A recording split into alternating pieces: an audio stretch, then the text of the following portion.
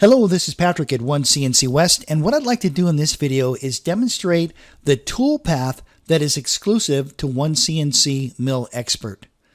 Now, we're going to be taking a look at 2.5 axis toolpath as well as 3 axis toolpath. All right, so let's begin. I'm going to turn on our first example here.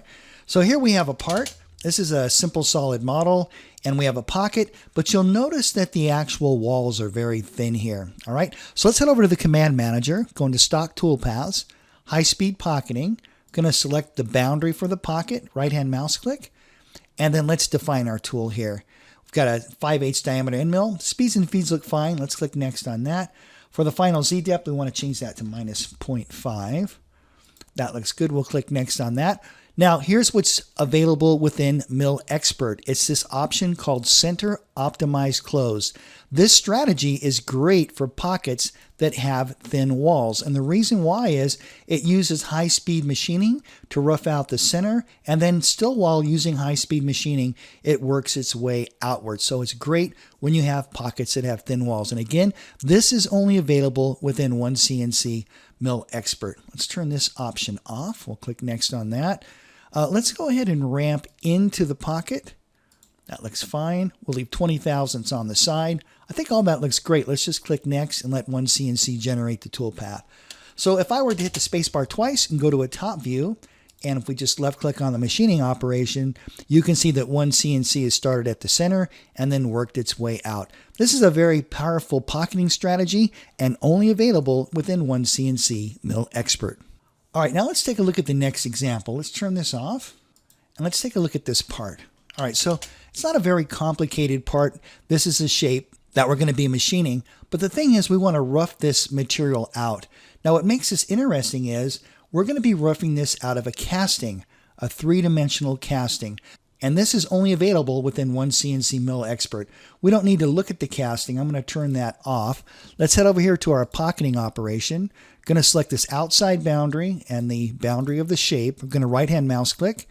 And for this, we're going to be using the open pocket strategy. I'm going to say that this tool looks fine. All that looks great. Let's just click next on that. Our Z depth, I do want to increase that to, how about -1 inch for that. We'll click next on that. And for this, we're going to be using, again, we'll be using the high-speed open pocket strategy. But notice down here, there's an option called Machine from Stock. This is only available within OneCNC Mill Expert.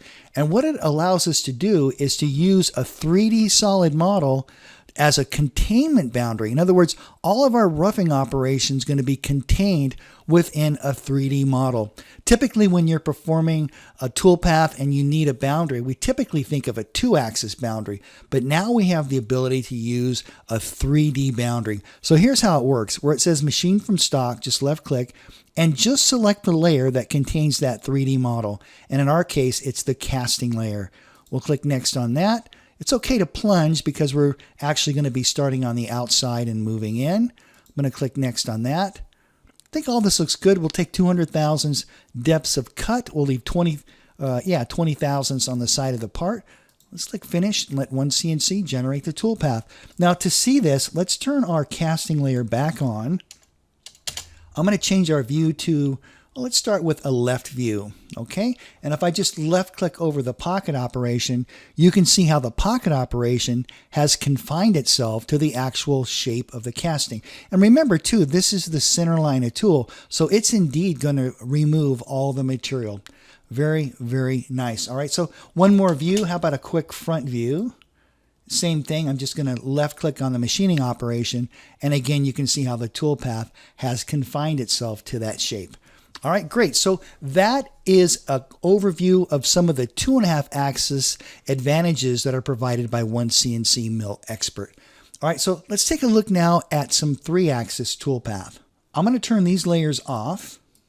And first of all, let's head over here to our 3-axis machining operations, and you can see that we have 6 roughing operations, and I believe we have 16 finishing operations here.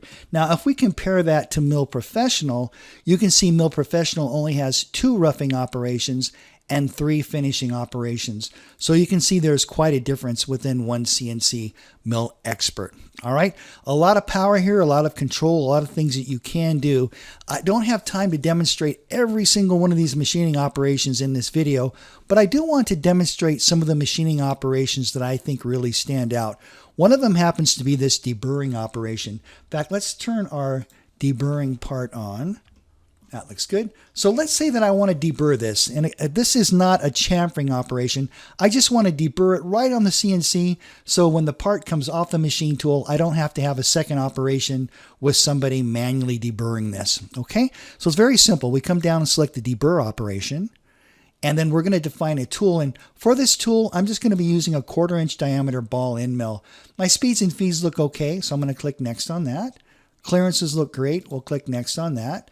And then this is just how much do you want to deburr? How much do you want to knock off all the sharp edges? I'm going to say 15 thousandths on there. We'll click next. I'll just use extents box. We'll click finish. And there we go. There's the toolpath. Very, very fast. In fact, why don't we simulate this? I'm going to right-hand mouse click. I'm going to select simulate.